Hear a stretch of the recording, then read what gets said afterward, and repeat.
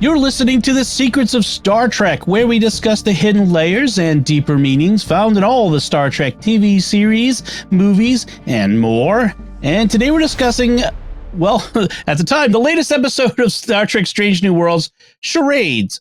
I'm Don Bettinelli, and joining me today on the panel are Jimmy Akin. Hey, Jimmy. Howdy, only it's not the latest episode. There have been two more since then. It's the latest we're recording. That's right. And Father Cory Sticha. Hey, Father Cory. It's a charade to say no. as our good friend and listener Bennett from the UK would say, charades.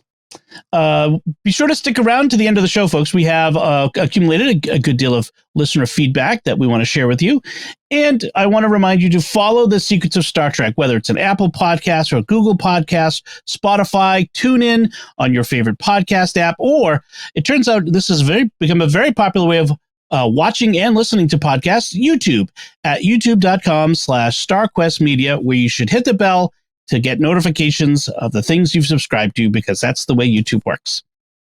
And I want to tell you about another show on the StarQuest Network you are sure to enjoy called PlayStation Portable. You can find that wherever fine podcasts are found, or at sqpn.com/PSP. All right, we're talking about charades. We're finally getting to this episode. And Jimmy, can you give us a recap of what happened in this one? This week, Spock and Chapel are sent to investigate a vanished race that used to live on a moon. But there's an energy anomaly, a wormhole, above the surface of the moon, and they're sucked into it and crash. Then Spock is fixed by the aliens so that he's now fully human. This leads to a lot of comedy, but there's also a problem because Spock's mother, Pring, and T'Pring's parents are coming to the Enterprise for a ritual engagement meal, and T'Pring's mother hates Spock. So Amanda helps Spock learn to lie like a human and bluff his way through the ceremonies. Meanwhile, Nurse Chapel tries to find a way to restore the Vulcan side of Spock's genome, but she can't, using Federation technology. So she, Uhura, and Ortegas fly through the wormhole to make contact with the aliens, and with difficulty, Chapel manages to convince them to tell her how to restore Spock. She arrives in time to give Spock an injection just before the final ceremony of the meal, and T'Pring's mother acknowledges that it was done satisfactorily. But she snarkily comments on how he did it despite his handicap of having a human side. Spock then reveals that it was him as a human who passed the ritual, so he publicly shames her. Afterwards, T'Pring is hurt that Spock didn't tell her what was going on, and she decides they need time apart. Spock then turns to Chapel, confesses his feelings for her, and says he wants to explore them. Chapel kisses him, and we cut to black. The end. So, all overall first impressions of, or overall impression, not just first, of this episode, Father Cory? I kind of enjoyed it. We were wondering how they were going to handle the whole T'Pring and Chapel thing, how that triangle was going to be resolved, and they resolved it very quickly, like within the last 5 minutes of the episode, or at least more or less resolved it. But no, I enjoyed it pretty much. It was fun to see Spock trying to learn about human emotions, what they're really like.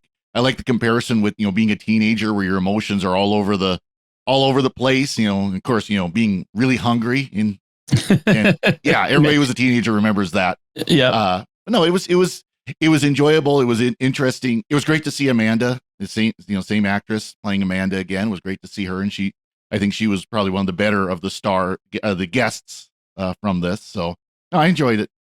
Good. Jimmy, your overall impression? Yeah, I definitely enjoyed it. I enjoyed the humor of seeing Spock as a human. I like the way he was written as a human. Because he's still got this Vulcan set of mental patterns, but now he has a more human element than normal, and he's struggling to achieve balance between those two. And I like some of the individual dialogue choices they made in the writing. Like there's one point where Spock is cooking with Captain Pike, and Captain Pike is grilling some bacon. And even though Vulcans are notoriously vegetarian, Spock is chowing down on the bacon, and he's just amazed at how it tastes. And Pike tells him, "You may want to slow down." And Spock says, "I'm making up for lost time. Why do I feel nauseated?" That was a good one. Yeah, the smelling the bacon. That was so great. So I also enjoyed this one a lot. It was a lot of fun. It seems to become a pattern of, if two episodes is a pattern. First season we had Spock Amok, where we had Spock body swap with T'Pring, and now we have this one where Spock has another biological mess up that results in comedic, Freaky Friday overtones. I wonder if this is a thing they're going to keep doing. It's kind of interesting that it could have become, oh, they're doing that again, but it was still fresh and fun, and credit to Ethan Peck and everyone on the cast for how well that went. Yeah, this was I liked the Freaky Friday episode last season, and there is some similar comedy where they both Spock has to play charades both times, in essence. But this is a conceptual thing that's been on the table since the beginning with Spock, because he's this hybrid, and we've spent a lot of time exploring his Vulcan side, and they've tentatively explored his human side a little bit over the ages, especially in the movies. Although actually in the last episode that was actually filmed, although it wasn't the last one released, it was All Our Yesterdays, where Spock goes back into the past and starts reverting to what Vulcans were like 50,000 years ago. But what they've never done is said, let's just throw the throttle full human and see how Spock deals with it. Yeah, that's true. It was interesting to see Ethan Peck playing a human playing at being a Vulcan.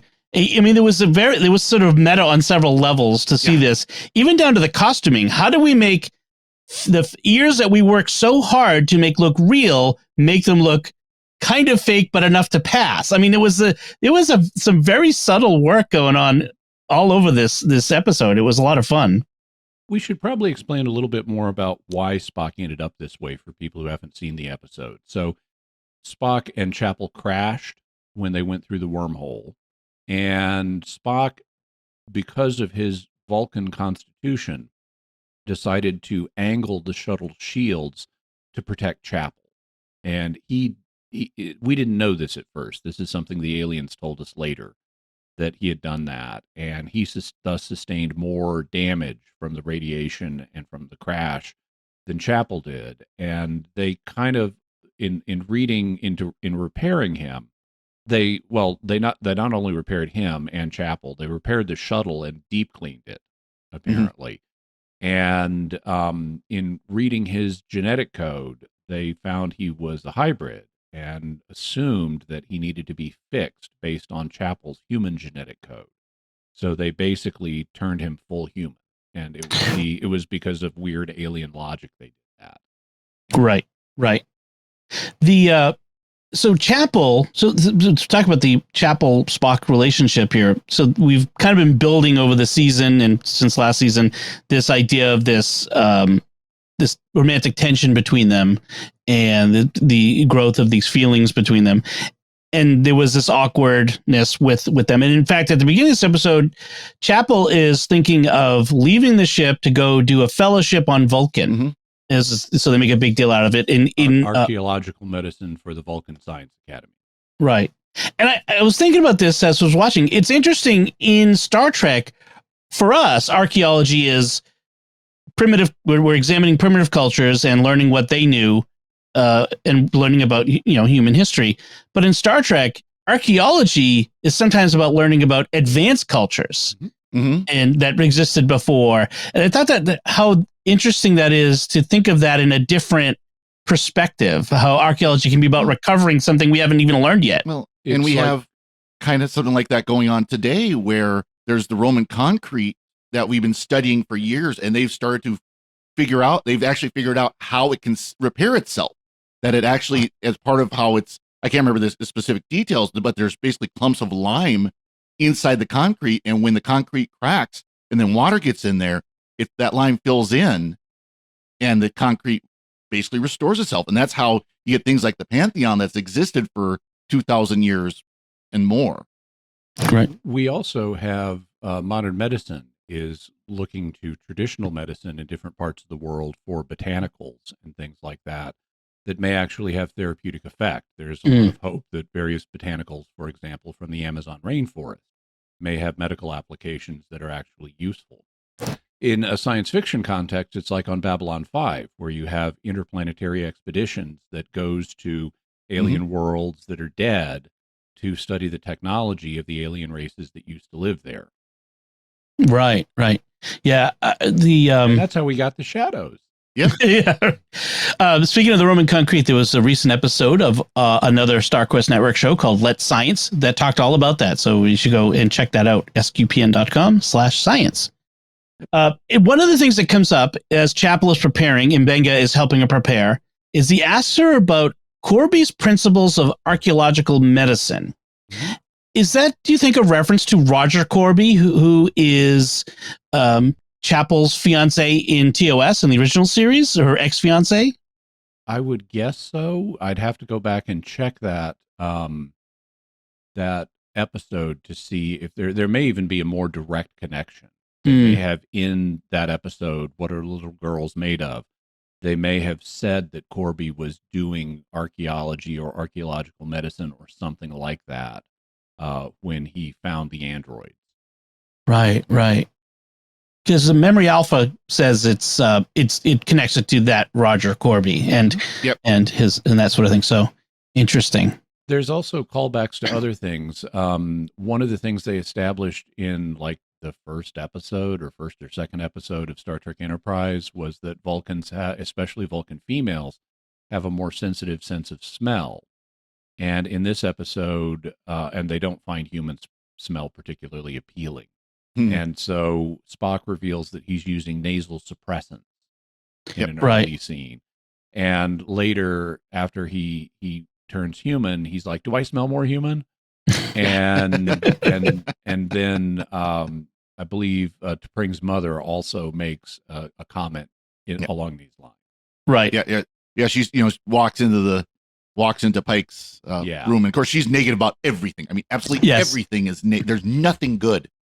And it's like, well, I do it. It's something like I could do without the smell, or it's got a certain smell, and we know where it comes from.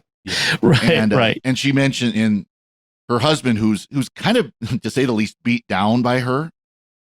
First like, oh, this is a wonderful course. This will be perfect. And then after she comments, he's like, oh, I missed that. Well, the women's, that of course, that women's sense of smell is much more acute. Yeah. I also like her husband a lot. Her husband is named Sevet, and he's a cool guy. She's acid, but he is just cool.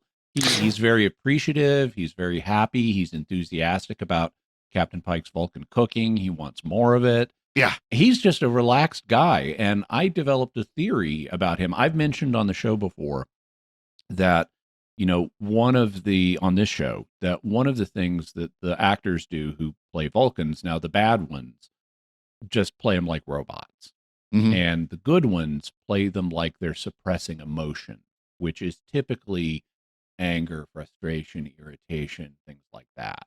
But I've said if I were going to play a Vulcan Star Trek, I would play a Cyrenite who's happy about his emotions and stuff and is embracing them secretly, but playing them down in public. And I asked myself, is Sevet my repressed Cyrenite? Because he's so friendly and relaxed and kind, and it's like, this is okay, this is cool. I like this. This is a nice new take. Yeah, that I did like him. It was kind of funny to see how he was kind of he was kind of what's the word?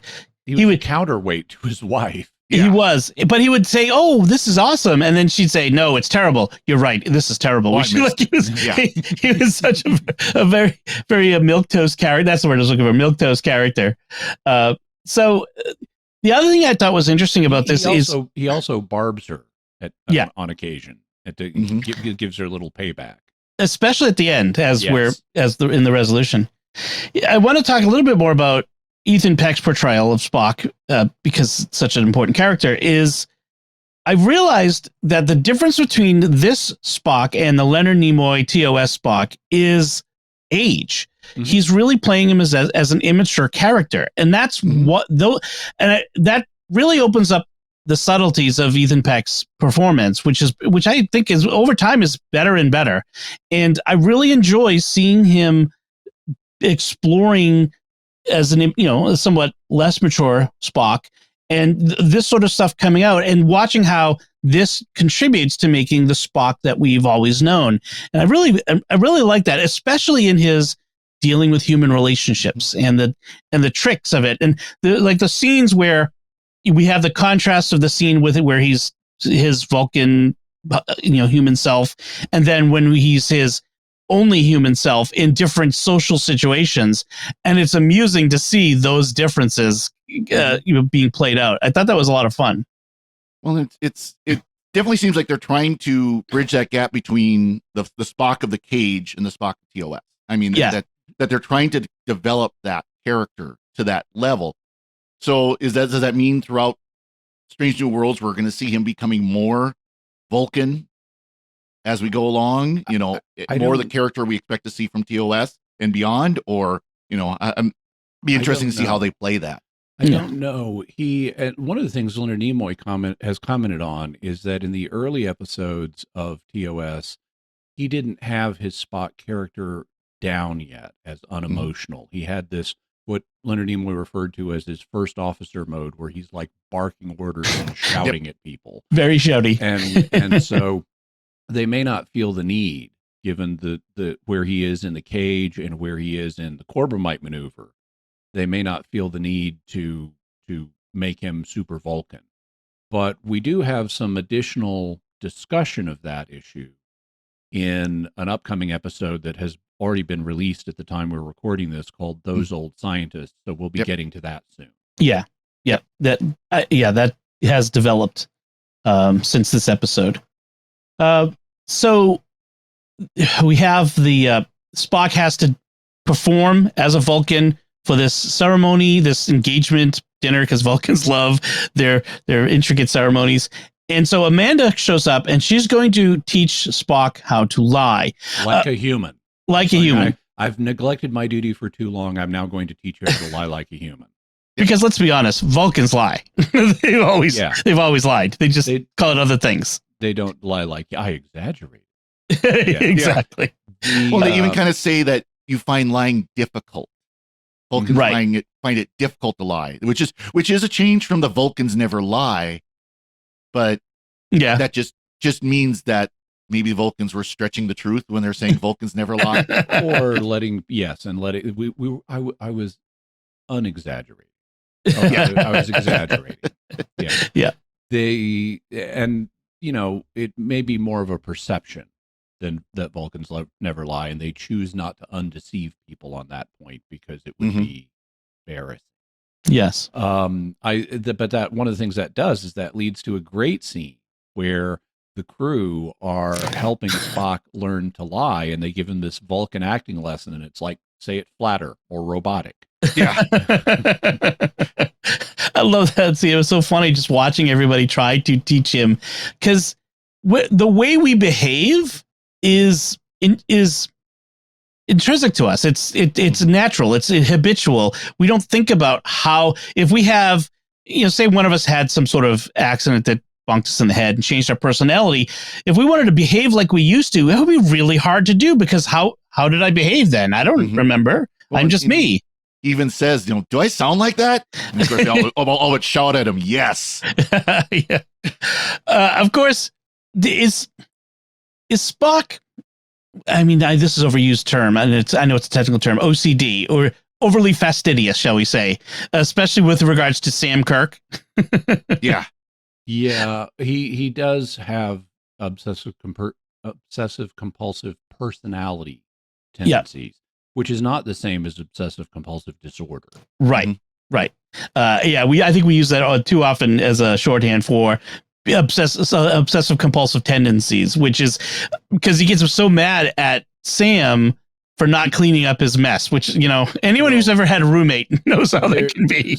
So this is in a scene where they're having a meeting in a conference room, and Sam Kirk has a muffin, and there are crumbs from the muffin on his plate, and Spock is obsessing about the crumbs on his plate and eventually shouts at him to clean up his mess. Well, Right. after he becomes just human, because it looks like this is a routine for him, for Sam Kirk, because he always brings a snack to the meeting Yes, and never that's cleans right. up after himself, or is very careless about cleaning up after himself. Or at least isn't doing it on Spock's schedule. Yes. I mean, I yes. assume he takes his plate away and puts it in the recycler when it's done. Right.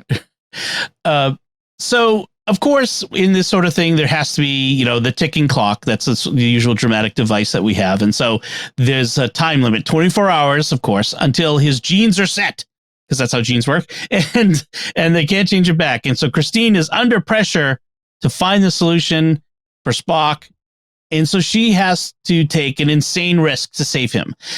And even as she's conflicted, because she kind of likes this new Spock, and she wouldn't be sad, if she's honest with herself, if things didn't work out with T'Pring and he had to just stay human Spock. And yet, because she wants the good for him, she wants to heal him and put him back the way he wants to be. So there's a nice, somewhat selfless instinct in the midst of all this. Although it's a mix, I think it's mixed motivations for her, because like I said, she would like him to stay too. And she does eventually realize that even if he didn't get changed back, it's not the same person, not the person that she is interested in. She wants the original Spock back. Yeah. But she had to kind of come to that awareness on her own. So we definitely have in this episode a Spock saves Chapel, then Chapel saves Spock dynamic. Mm-hmm. And it reminded me of a story that I've never actually written. I've planned to write a sort of science fiction story, sort of like Little House on the Prairie in space, where you have this family of pioneers on another planet, and the father is a former security agent, and they're like, ranchers, farmers now, but he's a former security agent, and the kids allude to explain to a newcomer that, Pa saved Ma, and then Ma saved Pa, and that was just the night they met. Right. That's good.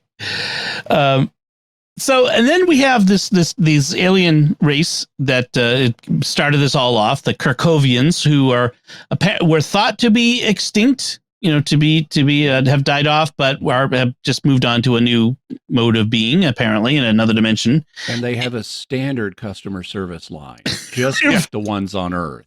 It's like, yes. We did this. Further contact is not required.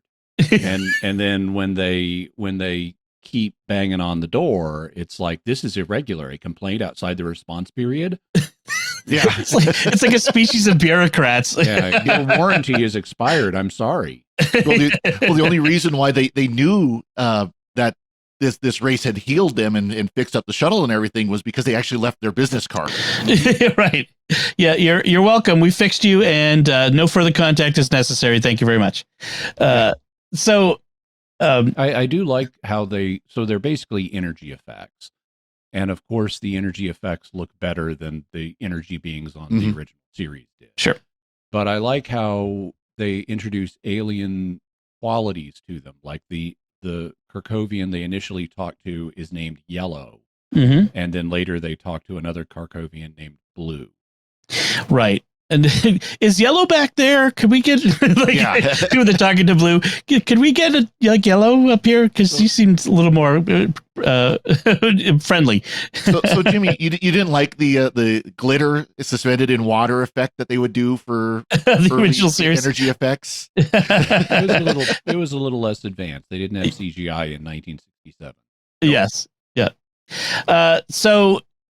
Of course, the whole situation is maneuvered so that Yellow requires Chapel to reveal her true feelings about Spock in order to get help. And we have a funny scene because Uhura and Ortegas are both there, and she makes them turn around and not look at her while she's bearing her soul. Well, I love the reaction too. It's like, well, what, she's trying to explain, he's a friend and I really like him. And try not wanting to admit that she has any feelings for him, and both of them are her and Ortegas like, Really? Seriously? Rolling their eyes. Yeah. Tell the Yeah. aliens what you feel, because the aliens respond when it's like, oh, you're connected in some way. You Yeah. have a relationship that has weight for the aliens. Yes. And Chapel's not wanting to admit it. And Uhura and Ortegas are like, duh, tell them about it. Yeah. And even Knock it off. And she makes them turn around. And well, she confesses her feelings to the aliens, and then even then she just barely confesses.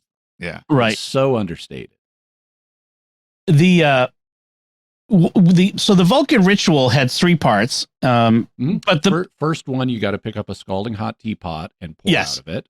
Yep. So second is what they call the ritual of awareness, which is where for like 90 seconds or something, you get told you get given negative feedback about your life and personality so that you can improve. Oh, man. And then the third is a mind meld with your parent who is at maybe specifically your mother, but with a parent who is at the ritual where they share a memory with you. And so this doesn't make a lot. Actually, of the 3 parts, the ritual of awareness makes the most sense. Yeah. It seems cruel, though, man. Yeah. It's so cruel. But if you're a Vulcan, you're supposed to be able to take it and let it go. I guess.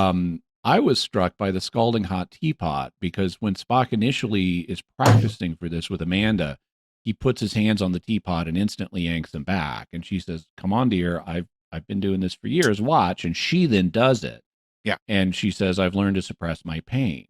And I'm going, Amanda, there's a magician's trick for this.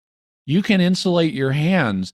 You know, phony physical mediums in the 19th century were doing exactly this. You don't need to make Spock suppress his pain. Just coat the palms of his hands. I was thinking it made me think of the old TV show from the 70s or 60s, Kung Fu, because there was a episode where like as a young Kung Fu apprentice, one of the things you had to do was pick up a scalding hot pot without flinching and carry it. I was thinking Kung Fu. Yeah. Or and they're in magic. There's lots of solutions to things. Another, gimmick the teapot. Yep. Make it scalding hot on the inside, but coat the outside of it with something that'll let you pick it up. I'm sure that Enterprise has plenty of things that could have sufficed. Yeah.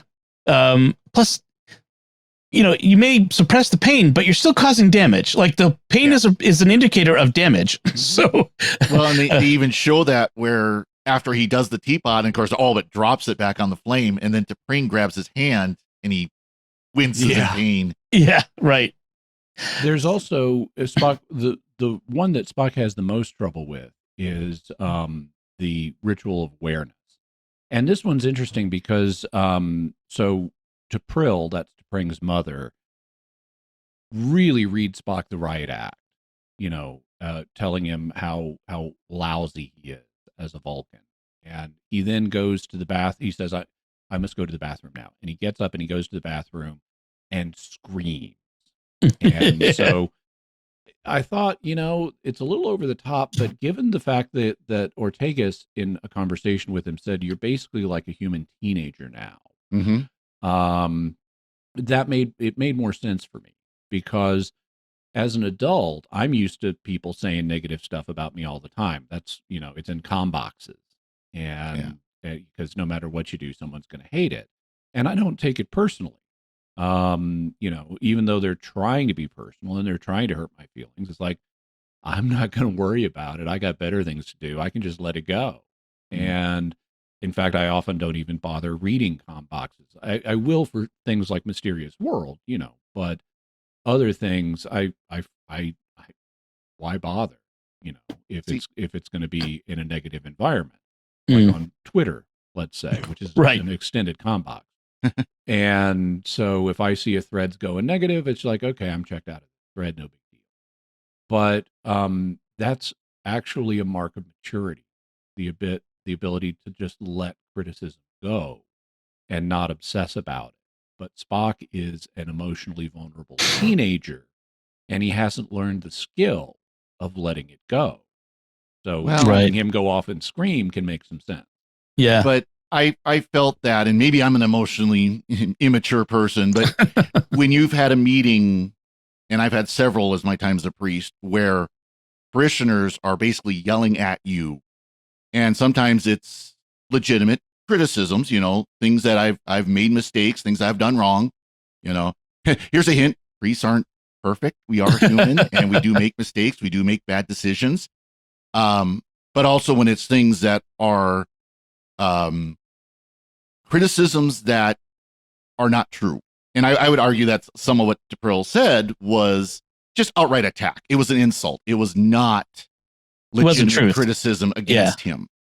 And when you've been in that situation where they have an extended time to do that, I understand that completely. I've walked out of meetings and wanted to do just what Spock did. So, because that's very different than some random,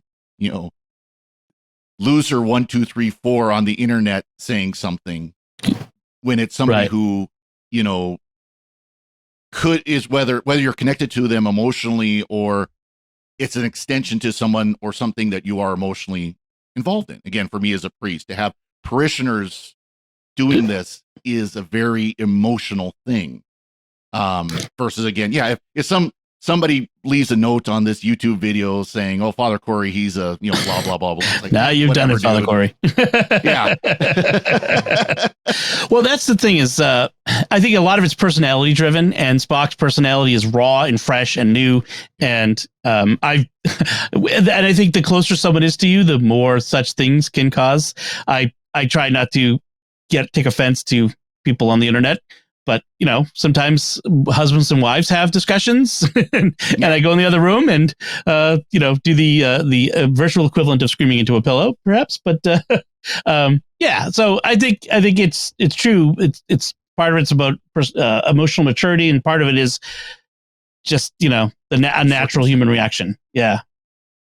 So Pike has to, as Christine is getting that cure, Pike has to vamp stall, and so he starts playing charades with T'Pris and the others, and boy, that was fun. Which he presents as an important Earth tradition, that we've got to interrupt your tradition for our tradition now. Yep. And he starts explaining the rules and so forth. Unfortunately, we don't get an actual game of charades. That would have been fun, but to at least see a little bit of an actual game, because Chapel gets back too quickly and says, "Mr. Spock, I have your vitamin." Because T'Pring's parents know that Spock has been in an accident and is recuperating. Yep. They don't know the nature of the accident. That's what's being hidden from them. But they do know that he's been in an accident and he's had, various injuries. And at one point, when he's having trouble controlling his facial expressions, he says, "I'm having muscle cramps as a result of my accident."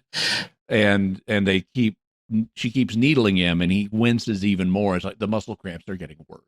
So it makes sense for Chapel to show up and say, "Mr. Spock, I have your vitamin."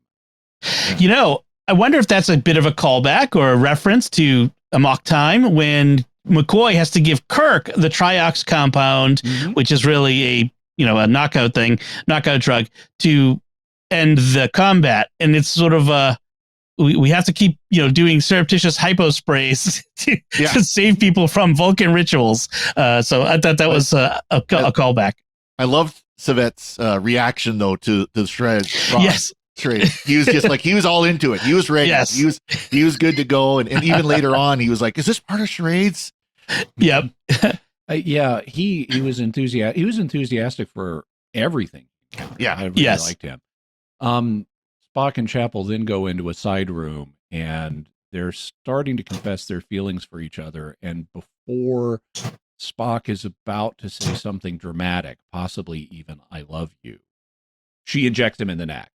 Yeah. And because she's not ready to hear him say whatever it was he was about to say. Right. This, Dom, you note that this has callbacks.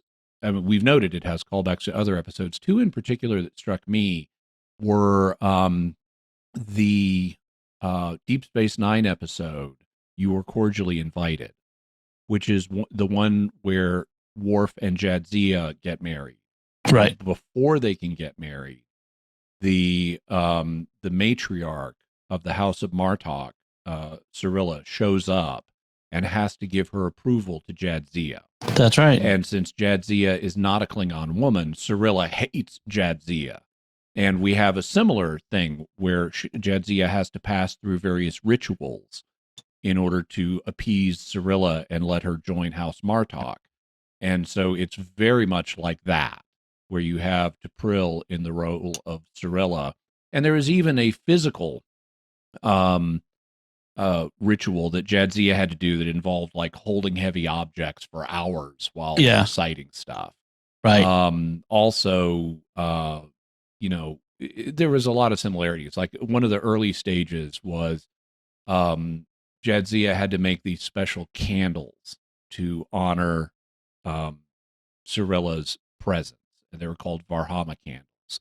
And she just replicated them. And Worf was concerned about this because the actual ritual for making Varhama candles is very elaborate, and Jadzia thought, she's not going to take it that seriously. I can just replicate it.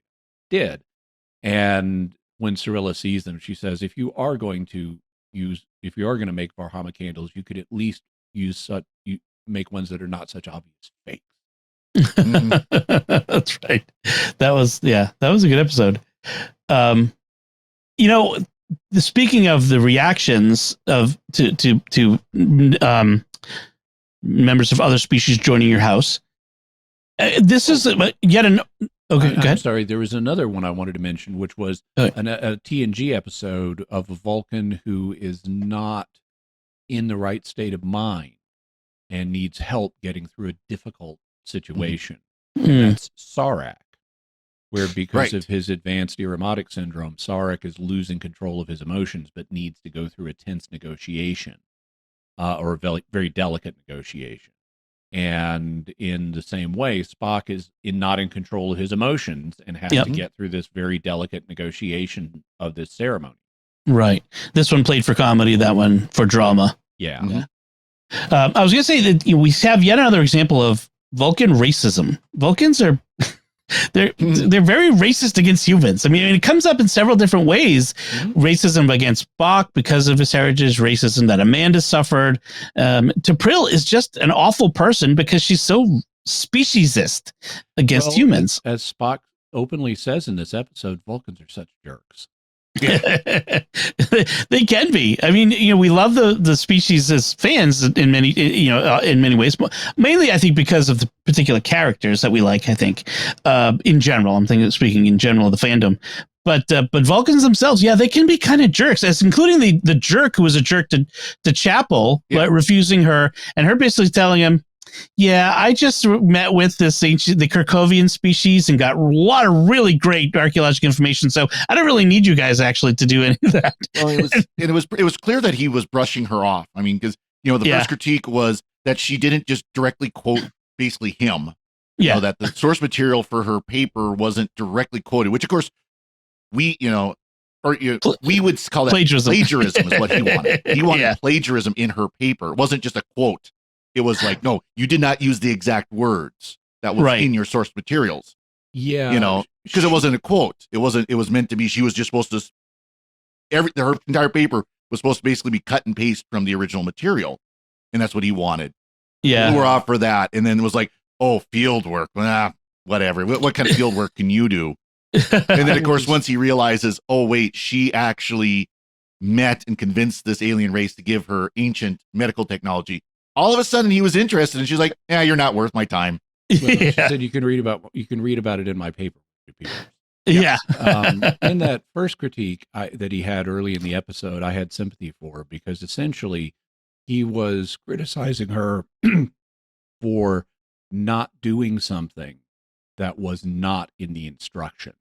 Right. When I write papers, I pay extremely careful attention to the instructions. And I make sure I tick every box that the instructor asked for.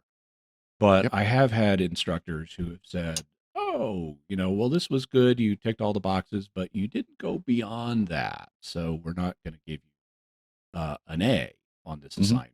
It's like, if you should be able to get an A by following the instructions. Right. If you shouldn't make A level material something that is you haven't told the students you want. And yes. So, well, it's a class in telepathy. yeah. So I'm a big fan of tell people what you want, and if they do it, you give them an A. That's right. So T'Pring has a quite negative reaction when she finds out what all happened. And understandably, Spock, why didn't you tell me about this? I could have been prepared. And especially given what happened in Spock Amok last season, where they had to go through this together, this is a similar situation. And she does the I want to take a break sort of thing. And it really feels to me like this is where the writers are starting to create that rift that we see eventually blow up in Amok Time. Because we go from T'Pring and Spock in whatever version of Vulcan love this is, which seems true, to she wants him to die or kill his best friend in Amok Time. So she I think this is where the path begins for that, I think. At least I think from my it's kind of started before they've been kind of inching towards it, but I think this is where it actually becomes a rip. Yeah. Some fans are unhappy with the Spock and Chapel taking the relationship to another level, let's say. I appreciate it. I like exploring this because it is, the Spock T'Pring Chapel triangle is there in the original series. And so I don't mind at all having a backstory to that. Unfortunately, it's not going to end pleasantly for any of them. Right. And so I wonder where they're going to be in the final season of Enterprise, of Strange New Worlds, which might be season 5, given the precedent they've now maybe set with Discovery. Yeah. But they may just let the relationship with Chapel cool. And I'm partially drawing on things that haven't happened yet. My sense is it's going to be a roller coaster. They're going to have on and off phases with T'Pring and with Chapel. Yeah. And because that's the natural way to play this out. And so I suspect that's what's going to happen. By the way, I wanted to comment on another really nice line that Spock gets early when he's talking to Chapel. And he does say, I misquoted him, he does say Vulcans can be such jerks, not they are. Yeah. But early on, after he's turned into a human, Chapel asks how he's coping. And he says it's interesting, but he's doing okay. He says, sometimes I don't cry in the shower. And then she looks at him and he says, kidding. And he says it in such a way, I'm not sure he's kidding. Very much a teenager. Yeah, because he does kind of awkward side, tap on the shoulder, like, oh yeah, just kidding, haha. Yeah. There's also a little note in here because in episode 1 of this season, the engineer Pelia said that Amanda was one of the first people she revealed the fact she's an Atlanthonite to. And so with Amanda on board in this episode, it would be natural to say, hey, so we should see the two of them interact. But they didn't hire, I'm blanking on her name. Carol Kane. They didn't hire her for this episode. She's just a recurring guest star. She's not in every episode, which is actually what Dr. McCoy originally was. But Captain Pike mentions to Amanda when she beams on board that Pelia is not on board right now. So unfortunately, we don't get a Pelia Amanda scene. Yeah, maybe in the future. That would be fun. Any other notes on this episode, Father Cory? I did get a kick out of, Spock trying to hide the fact that he's human from Amanda. He's got the Starfleet beanie, the Starfleet issue beanie. Yes. And they talk about it. And she finally figures out, take off the hat, Spock. and he pulls it off and just kind of like, hi, Mom. Yeah, that was good. I had shared this with Jimmy and you. Someone who created a meme of this Spock, instead of wearing the beanie, this hat, it's white, like a hard hat with a big light on top, and it says Spock on the front, and he was wearing that. And that comes from a toy that came out in the, when the original series was out, this inexplicable toy of Vulcan hat. I mean, it had nothing to do with the series. Pre Star Wars marketing wasn't what it is today. No. And so they just they would get the license to use, the Star Trek logo and throw it on anything, including apparently a police hat. It was supposed to be like a police hat because it had like the beacon on the top that would spin or would flash. Yeah. It was very clever, a fan-made image to replace the beanie with that would have been funny if they would have found something like that, something that looked like that. Talk about Jimmy had to step out, but talking about the Spock hat. Yes, I explained where it comes from originally, but I did like Mia Kirshner coming back as Amanda Grayson. She plays that role so well. And she's good. It was great to have her come back from, of course, she was in Discovery, first 2 seasons of Discovery, and then now in this as well. Right. Yeah, she does play it very well. It's really nice to see that. Who was the original actress? Ronald Reagan's first wife, or I think it was Jane Wyatt. Jane Wyatt, wasn't she married to Ronald Reagan originally? I don't know. Anyway, Jane Wyatt. To ignore my irrelevant comment, Jane.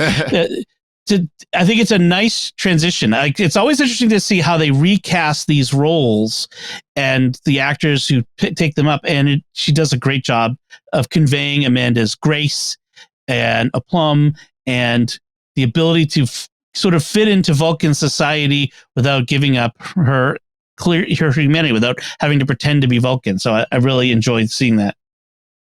It's one thing. I really like the actress playing Amanda, but she appears too young.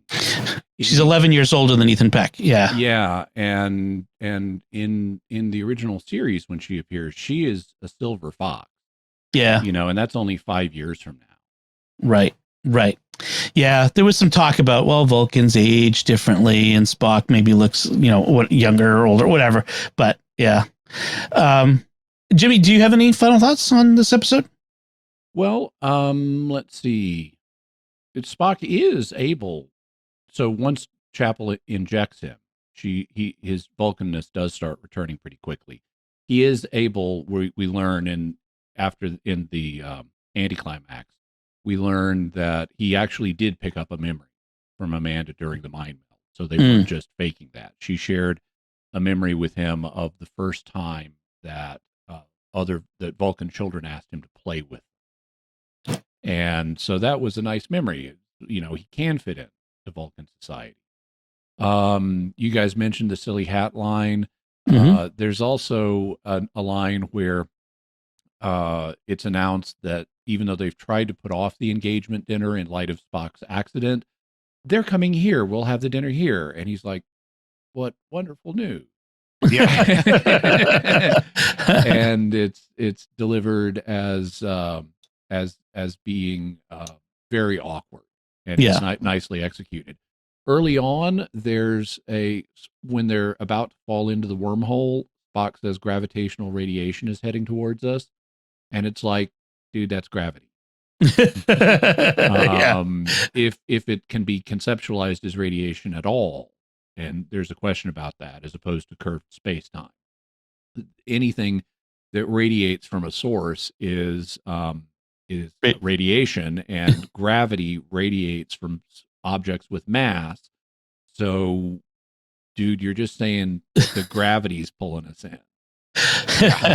Paging Andre Bormana says science consultant. There's also we get the what the and then we cut to black before he can finish the word when he wakes up as a human. And I'm glad they cut it to black. Yeah. So I do want to correct one thing you said, Dom. Okay. Jane Wyatt did play Amanda Grayson, but she was not married to Ronald Reagan. It was Jane Wyman that was married to Ronald Reagan. I always get that wrong. Yep. Thank you for the correction. They're similar age, so that, it's understandable. And very, very similar names. Yeah, because I had Jane Wyman's picture in my head, and I was, but she didn't play Amanda. No.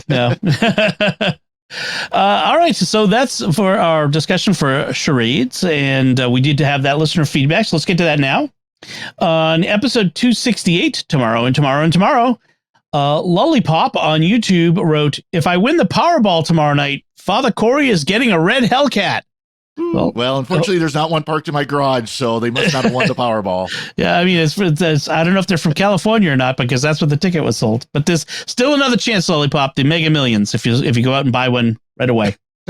All right, and then episode 269, Among the Lotus Eaters, Paul writes on YouTube, I noted only Ortegas was going to wear a hat on the away mission, saying important people wear hats.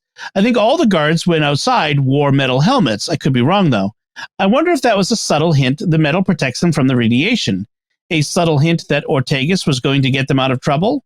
Or maybe wearing a tinfoil hat doesn't always mean you're crazy about conspiracy theories or invisible boogeymen. I think that was clearly that all the guards wore the metal hats to protect them from the radiation. I think that was actually, I think even intentional. I think it was even said in dialogue at some point, but I'm not sure. But yes, because the guards lived inside in the castle that protected from the radiation, so that would make sense.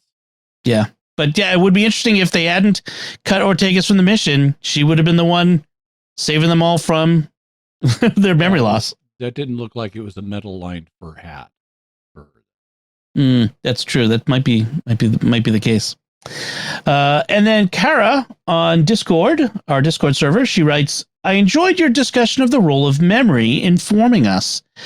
As someone who has her share of bad memories from bad choices in my young life, it served as a great reminder that those memories are important and not just to be ignored. I wouldn't be who I am without my past, and I need to do a better job of integrating those memories into my identity without shame. I also have been thinking about faith as a part of that deep core identity that wouldn't be lost with the autobiographical amnesia, since faith is more than a feeling. I wish the Star Trek universe allowed faith more, or we had a Bajoran who could explore that side of things. Thank you for a great episode. It would be nice if we had a Bajoran who could explore that, although I don't know how that would fit with the current timeline. Because right now, I'm not sure if Bajor has been occupied by the Cardassians yet. No, they weren't in general contact with the Federation prior to the era of Deep Space Nine and the Cardassian wars that preceded it. Right. Now, was Bajor only occupied for like 50 years or something like that? 60. And we're about 100, about 60 years before that. Well, we know we're, or we're still certainly well before that. Yeah, I mean, even if not a Bajoran, it would be nice to have maybe a human Catholic or Protestant or Muslim or Jewish or another religious character. According to rumors, when they introduced Pike in season 2 of Discovery, he was originally described as a fundamentalist Catholic in the rumors, which I'm sure is Hollywood malcontent exaggeration. Right. He was probably an understated Catholic.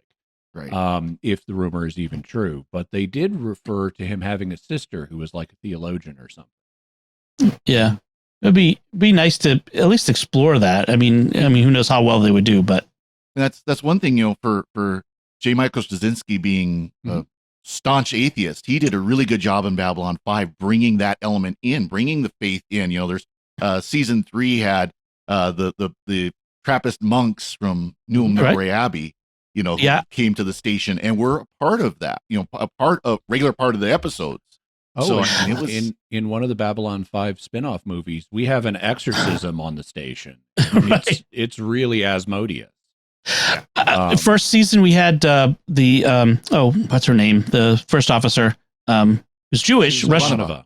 Ivanova. She's Jewish. She's Russian. Her father has died. She sits Shiva. In a beautiful episode. What a beautiful scene that was. And then Sinclair reveals he was trained by Jesuits, who apparently are very different in the future, who get up before dawn and do meditations before mass. Yeah, and it was Ivanova was a fascinatingly complex character because, like a lot of Jews, even though it's contrary to the law of Moses, they don't all kosher. Yeah, and Ivanova, without blinking, eats bacon. Yep. But it's bacon. So, and as we know from Spock, it smells good. There was something else I was going to mention. What was it? Connected with religion. I'm not sure that J. Michael Straczynski is still an atheist. I read his autobiography, Becoming Superman, and he talks about his religious upbringing. He was raised Catholic. And I think by the end of the book, he made a remark that suggested to me that he believes in God now, but I'm not sure. Well, pray for him. Yeah. Well, at least at the time he was doing Babylon 5, Yeah. he wasn't quite as open to religion as apparently he is now. That's great. Maybe it had an effect. Also, his former wife, Kathleen Drennan, she wrote one of the Babylon 5 novels, which Straczynski considered fully canonical. He didn't consider all of them fully canonical because some of them were made from notes he had prepared, and he thought the writers introduced elements he didn't approve of. But he read and fully endorsed his wife's book as canonical. It tells the story of what happened to Jeffrey Sinclair after he left the station and went to Mimbar. And it has heavy Christological, interesting stuff in it. Because the Mimbaris are preparing Sinclair to be Valen, a major figure in their religion. And at one point, he's got to do this ritual where he drinks from a chalice, this Mimbari substance he's got to drink. And then he basically almost dies and 3 days later recovers. It's like, okay, drink in the chalice, go into your death, rise in 3 days later. I've heard that before. It sounds vaguely familiar. Yeah. But in the preface to the novel, Kathleen Drennan encourages prayer. And she says it carefully, but it looks like she's encouraging people to pray for her then husband. Interesting. Good. Good time to mention there'll be a Babylon 5 animated movie coming out here in August, and hopefully end of August, September timeframe, we will have a discussion with that on Secrets of Movies and TV. I was definitely going to say, and I'd definitely be up for that. Good. Awesome. And again, to go back to Star Trek, I would love for them to go back to exploring more of the full human experience, including faith. I agree with Kara. I wish there was a character who had some kind of faith on the show that lived according to those principles.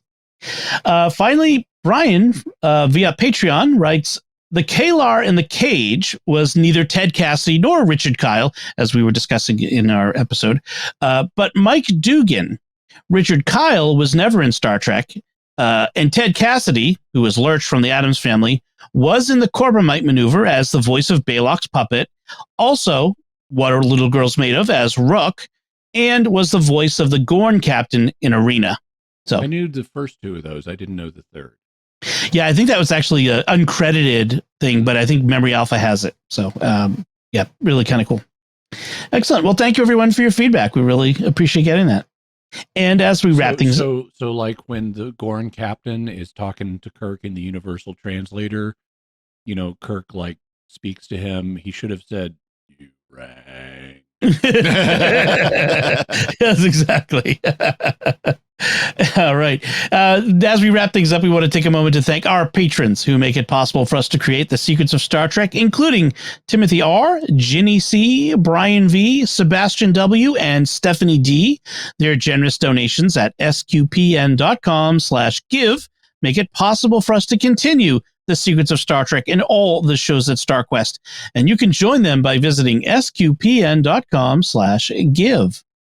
So we'd love to hear what you think of this episode Charade and our discussion of it. Charades. Yes, plural. You can let us know by commenting on the show at sqpn.com/trek, our Facebook page, facebook.com/StarQuestMedia.